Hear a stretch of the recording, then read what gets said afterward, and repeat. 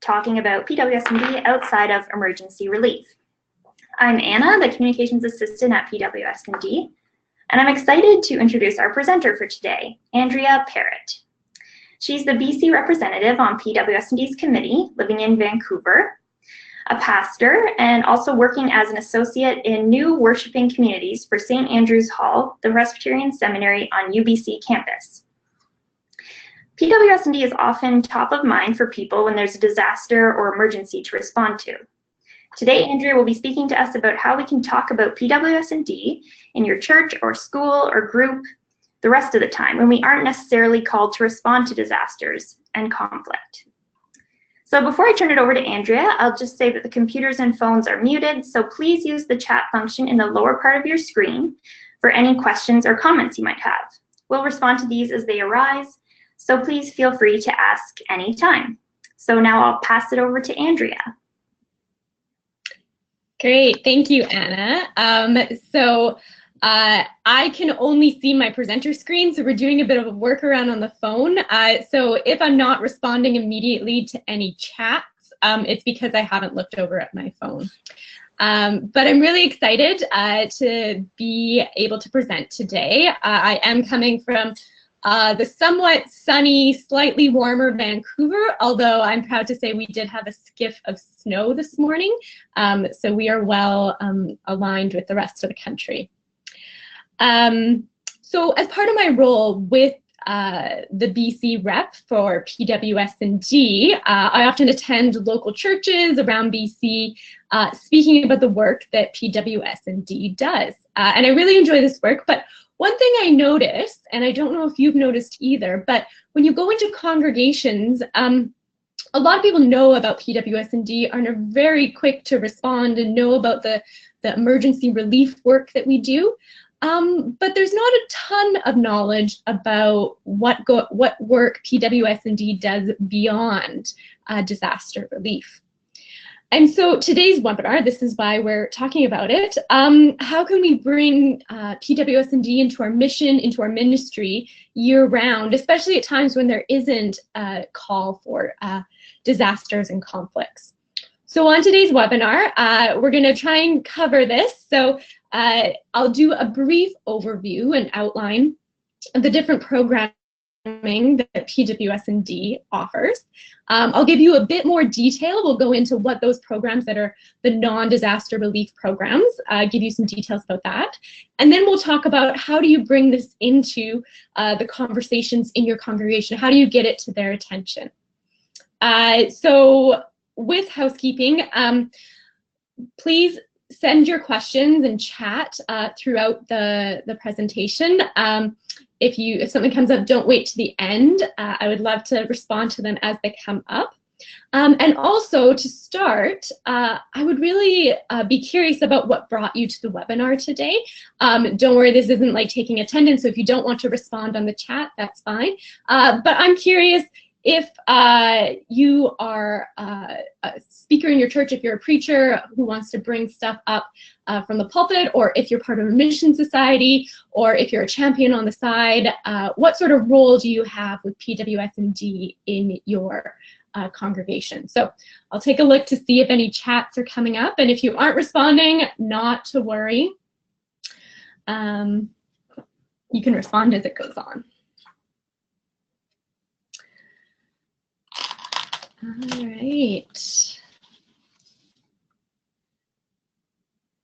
Well, to get started then, I'm just going to explain the situation about PWS&D and how we get our promotion and our publicity. And so for disaster and emergency response, a lot of what happens comes from the media, right? We hear about things on the radio, on the news, it's on our social media, and we learn about these bigger conflicts and things as things are going.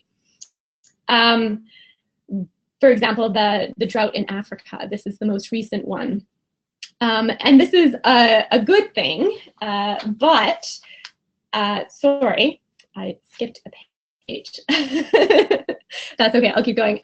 So we have our disaster relief. And so these are the ones that get a lot of attention from the media. And it's good. There's often government matching, so they might match 2 times or 4 times for people who give money. And our congregations are very generous in the amount of money that they give.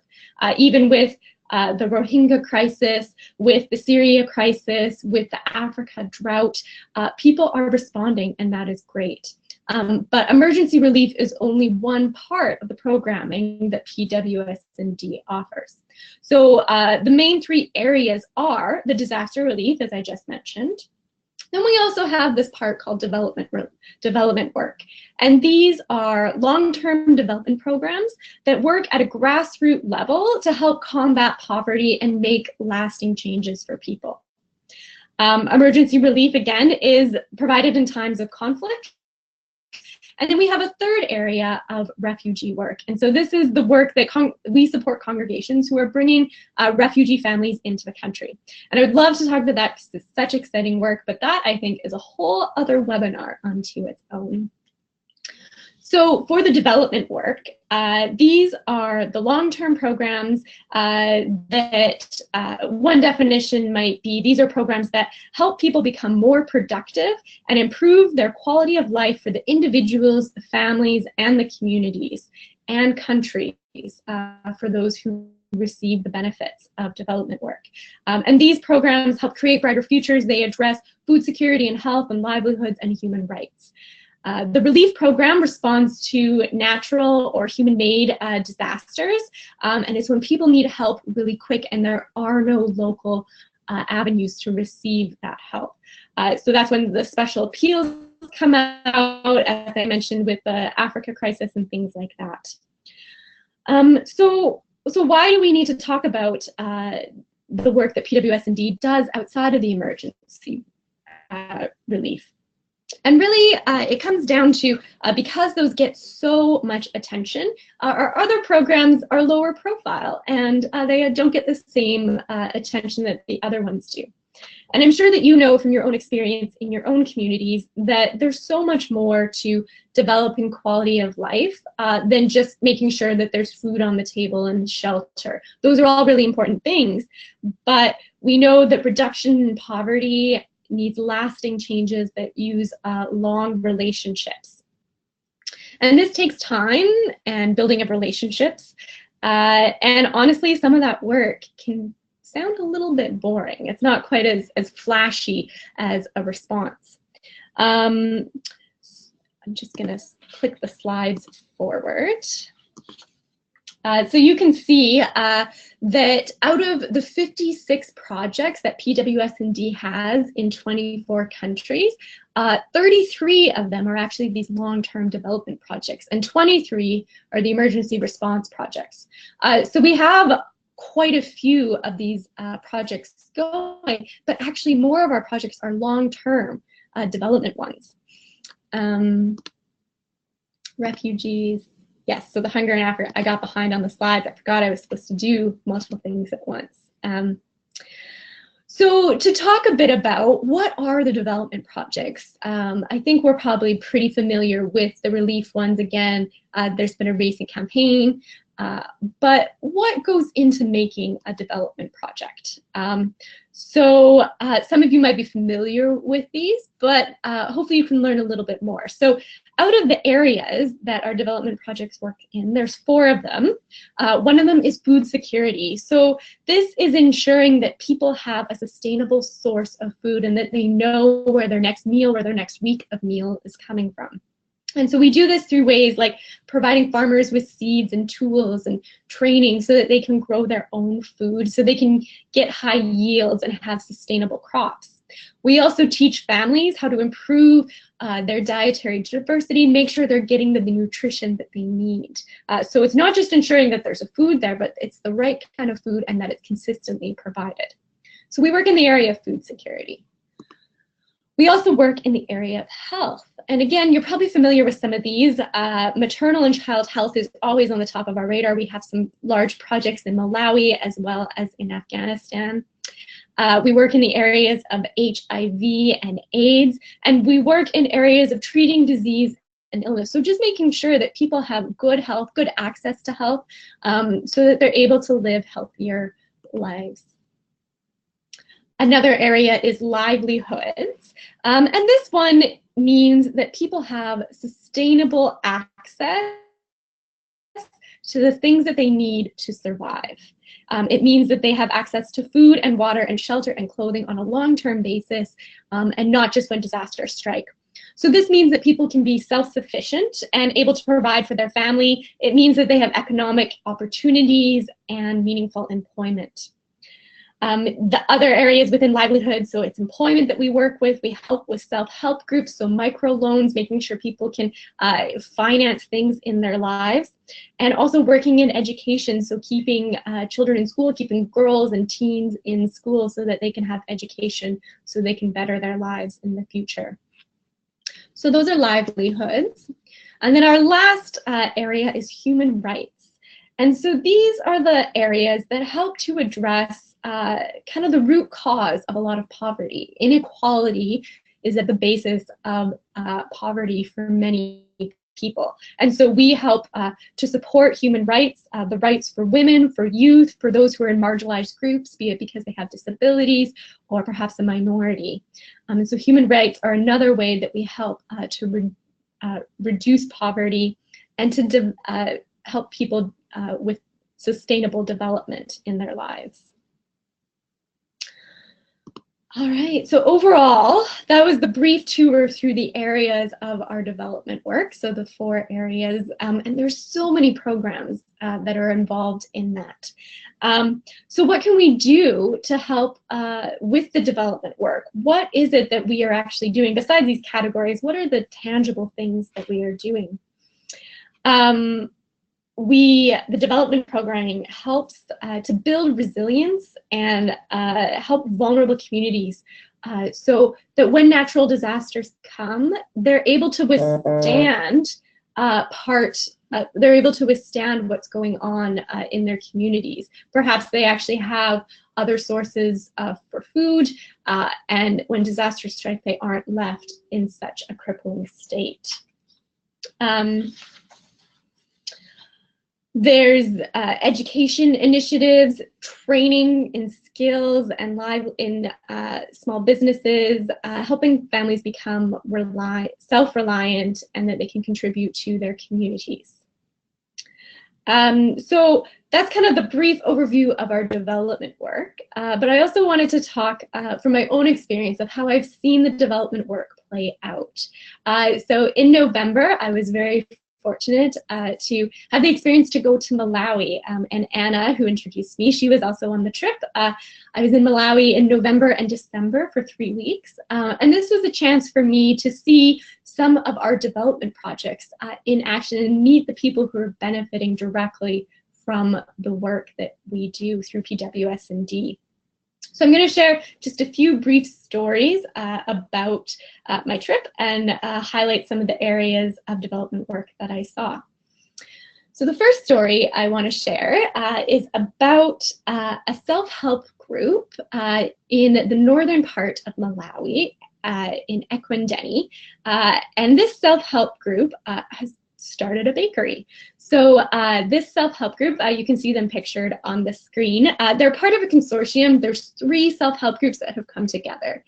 And these self-help groups, they meet weekly and they contribute modest amounts of money into their treasury, into their bank. And then as the bank builds, they're able to take out loans to finance different endeavors. And so this group of 3 self-help groups, they had already come together to do work together, and they had really honed their skills on how to use these groups to better the lives in their community. And so what we were there to meet them and witness was recently they had received as a group additional training in food preparation. So they had learned the techniques to ensure that they were able to produce safe food and how they could access markets to sell it. And so from this, they decided to start a bakery. They constructed a bread oven, kind of using a barrel and some mud brick around it. And these women The 3 groups each had 2 days where they had access to the oven, and they would make bread, they would make donuts, and they would make scones. They worked together, everyone was participating, and it was amazing. They had only, when we were there, been operating for 2 weeks, but already we got there that morning and we could smell the bread. It was in the ovens, and they had already sold out. We had said, oh, well, we'd like to buy some of the bread you made, and they said, oh, people in our community have already spoken for it. But they made extra bread, so we were able to take some, and we were able to buy some donuts, and they were wonderful. And so the community that they were living in, it's 45 minutes from the closest kind of market area, so there are no direct or easy access to these baked goods. So for these women, they were creating a market where they were able to meet the needs of the villages surrounding them, where they were able to buy bread, buy scones, buy donuts. And so they were making a really decent amount of money, even in just the first few weeks of operation.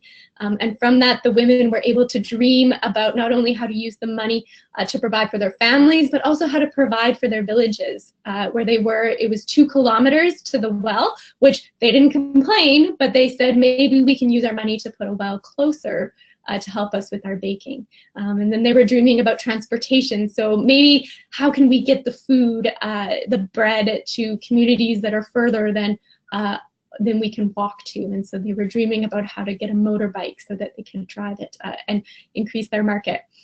So for me, this is a really excellent way that I was able to see how just these simple training programs that we support through PWS&D can really make a lasting impact in these women's lives, in the lives of their families, and the lives of their communities. So that's the first story I wanted to share. The next story, oh, and there they are making their scones. They were measuring out the sugar, and it was just delicious. The next story I wanted to share was from, this was also in the central northern part of Malawi, in a community called Tofu. And so what the initiative we had there, or we have many initiatives, but one of them was these teen groups, these youth groups, where they were coming together, being educated on why education is important, learning about why it's important for girls to stay in school. And these teens were then the ones who were talking with their peers to encourage them to stay in school. So instead of having adults being the ones telling kids, oh, you need to stay in school, it was a teen telling a teen. And so when we were there that day, we actually had the teens there, and they were demonstrating some of the skits that they would do. They would go into villages and do skits and help show why it's important for girls to stay in school, to not marry so young, to not have children while they're still a teenager, so that they can actually provide for their families and have healthier lives. And so it was really interesting hearing the stories of these teens, in that when they hear about teenage girls who drop out of school, they go to the girl's house and they talk to the parents, and they've been well equipped and educated in how to talk to families and how to appeal to them to get the girls to come back to school rather than getting married at such a young age. And in this photo, you can see these teen groups. They're doing this demonstration in front of the chiefs and the local leaders in their community. So even as young adults, even as teens, they're willing to speak up to the leaders in the community and share the message of keeping girls in school. So this teen group was really great to see. They had so much energy. They were so thankful for the training that they had been provided, and are really making a difference in their communities to help encourage longer education and promote the rights of girls within their communities. All right, one last story from my trip to Malawi. I could talk about this all day, but I will not. So the last story is from when we went to Karanga. And Karanga is in the northernmost part of Malawi, up by the border of Tanzania. And we were there to visit another self-help group. You'll notice from the picture that this self-help group included men as well, which is great. Often it's women in self-help groups, but there are co-ed ones, and it's really great to see the community coming together and breaking down gender barriers. So this particular trip to Karanga, we were there to learn about conservation, agriculture, learn how they are changing their farming techniques so that their crops produce better yields. They're able to provide, they're a bit more resistant to drought or flooding, that they're able to help improve the quality of the soil. And again, all this improves yields, which then means the families have a more sustainable source of food, and that they're able to even sell some of their products on the market to get additional cash revenue. So this group, they were doing different parts of conservation agriculture, but I wanted to share just one part that we saw, and this was a fertilizer making session.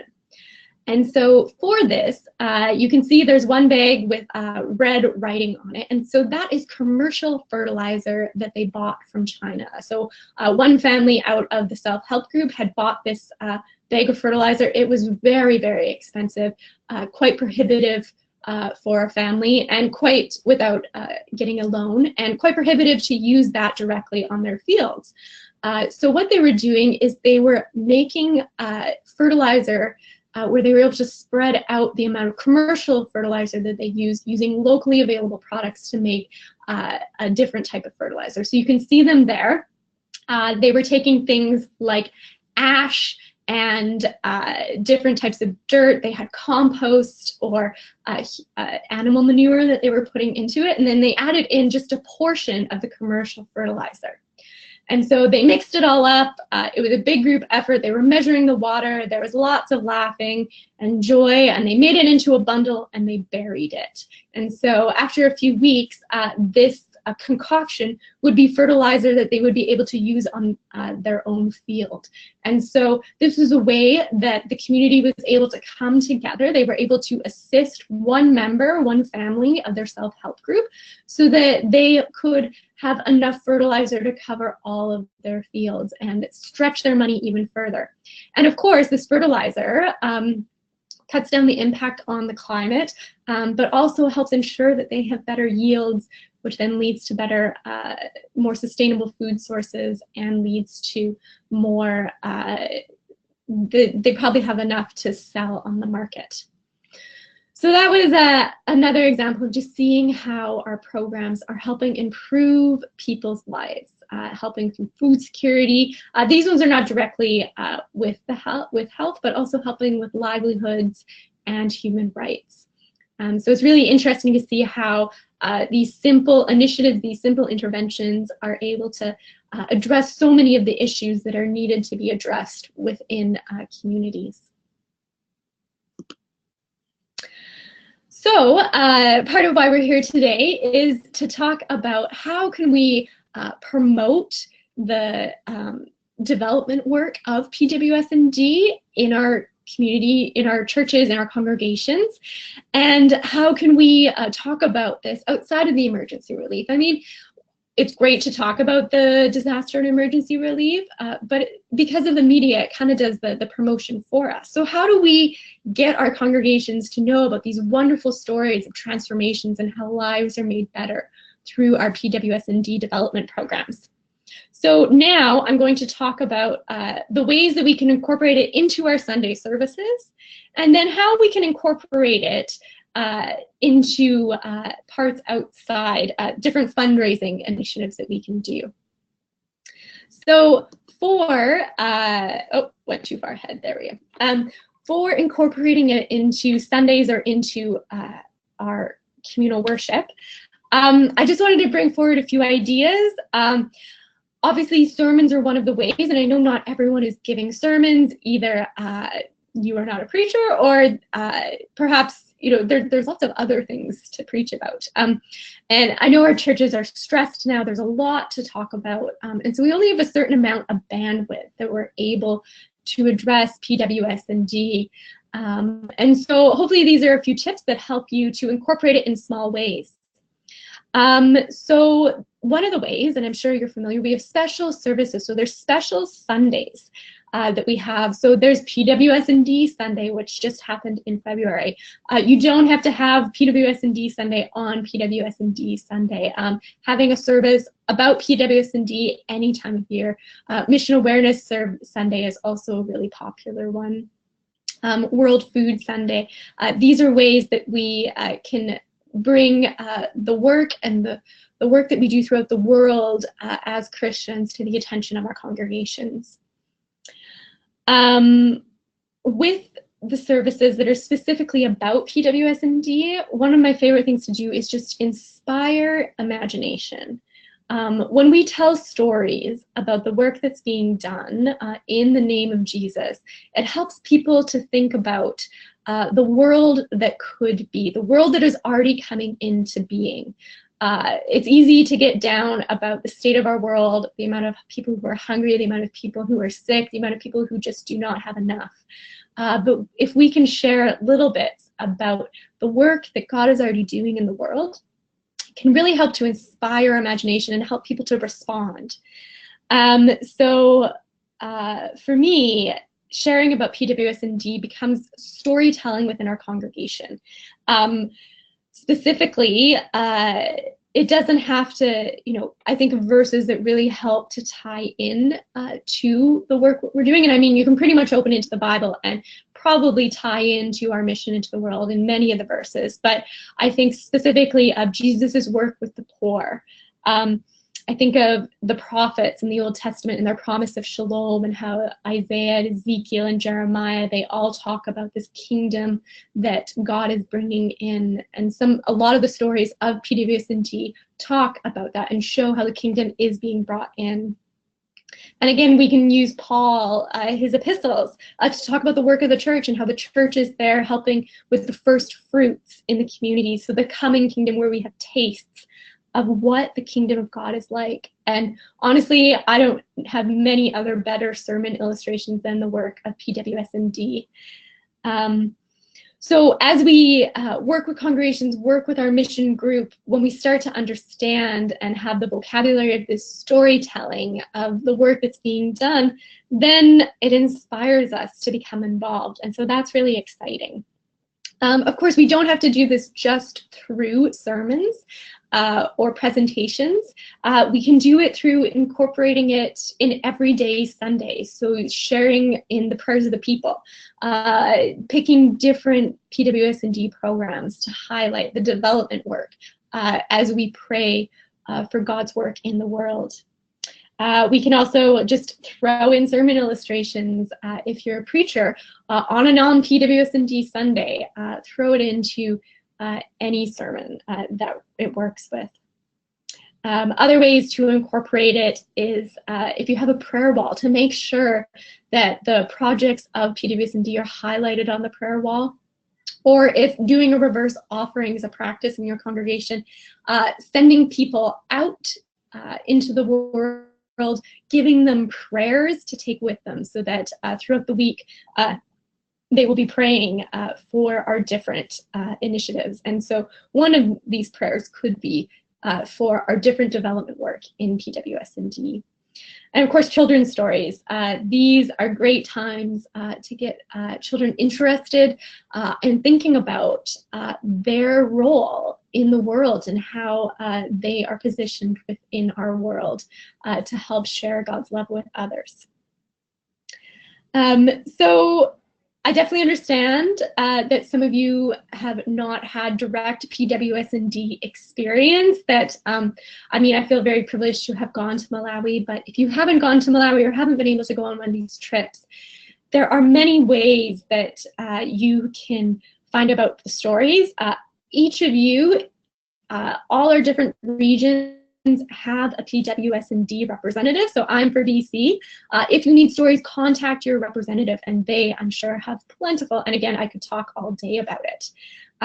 There's also Anna and Karen at our offices often have curated stories that can share this information. And it's all available online, but even if you just email them, they can send you something directly. So there are ways to get the stories. Now, switching then, so that's how we share the stories. That's how we talk about this other part of the work when it's not just the disaster relief work. So how do we fundraise then? I know that Christmas is a very easy time for fundraising. PWS&D is so thankful for the funds that come in, but we can spread it out throughout the year, keep it on people's radar, and hold special offerings and things like that. So here are a few ways that we can incorporate fundraising and how do we talk about it when it's outside of our disaster and relief appeals. So specifically, we can do fundraisers. There are links to all of these on the website. And if there's one specific that you want to know about, just throw it up in the chat, and Anna or Karen will be able to send the link directly. So we have things like the Sunday School Challenge. And this is where you can gather the Sunday schools or the youth groups and have them, there's a specific amount of money that they need to fundraise for a specific project. And it changes every year to keep it fresh. And it's a great way to engage the children in it. I should just say one story. I was doing a Sunday school fundraiser in my own congregation, and I was telling some of the children about the work that we do in maternal and child health, and I was just talking about how we want to make sure that there's facilities that are available for women so they can have birth in a safe place in a hospital where there is medical support. There was one young girl, Ellie, and her eyes just got super wide, and she dug into her little purse and pulled out a $20 bill, and she was like, "Take it all." And it was just so great. I don't know where she got the $20, but it is Vancouver. But Ellie, she was just so moved to think about that some people don't have the support that they need when giving birth, and she just wanted to make sure that the women and the babies had access to health resources. Yeah, so Sunday School Challenge, great. We have information on that. Another special fundraiser that we offer is the Ride for Refuge, and this happens in late September every year. And this is an organized bike ride where the funds fundraised for it can go to PWS&D. So if you're interested in that, again, contact us and we can get you connected with that.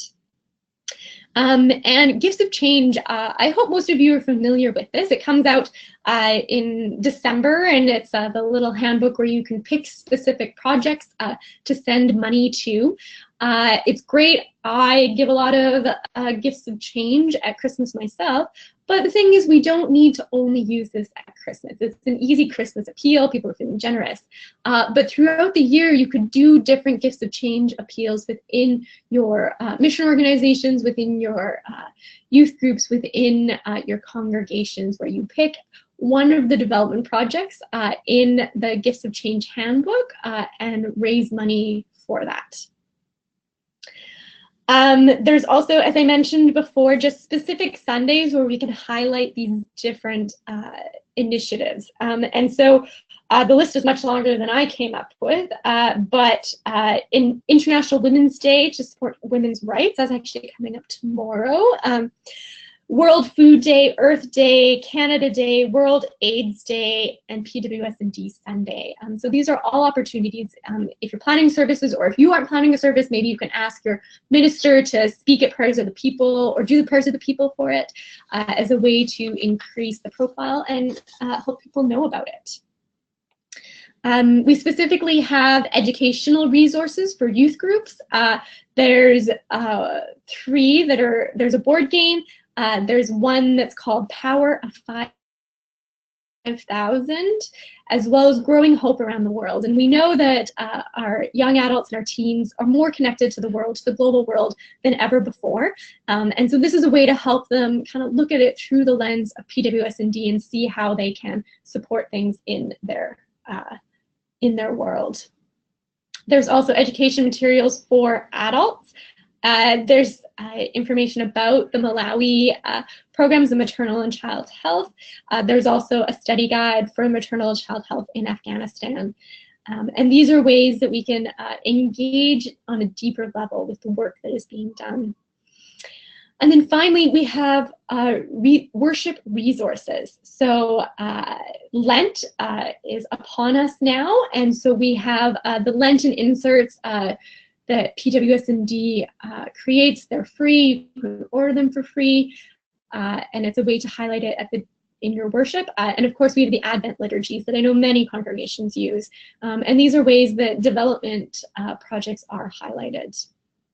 There's also worship resources where basically a whole service is planned. Even sermons are available for you to be able to talk about it. And we also have worship service resources for World Food Day as well as Earth Day. Okay, well, that was a lot of information. One last thing I wanted to say, if you're looking at getting more information about this, one way you can do that and stay more connected is through becoming a champion. These are Champions for Change, and this connects you and supports you to have more resources to be able to talk about PWS&D in your congregation within your church. So if you're interested, again, contact Karen or Anna or even myself. Whew, well, that felt like a whirlwind. Perhaps I will leave the full screen so that I can see the chat. Back on there. Oh, and now I see that Anna has been throwing up the resources, so that's wonderful. Thank you. Does anyone have any questions?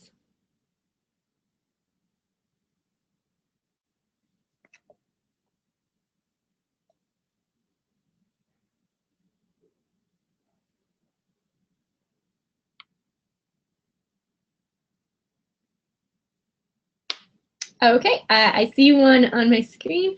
If you had to pick just one thing to start with, what would it be? For me, honestly, I have such deep faith in the power of prayer. And so for me, not just adding it to my own prayers, but to try and include it in the many different ways that we pray. So if you're part of a mission organization in your church, if you're part of a group, to start to think about how on a regular basis you can add in prayers for the work that God is doing in the world through the different projects at PWS&D. So adding prayer into our group gatherings, and even if you're feeling especially brave, adding prayer, praying in our congregations to just pick out some of these specific development projects. And maybe it's a nutrition project in Guatemala that you decide you really just want to send all your prayer energy to. That would be wonderful. And that's where I would start. Any other questions?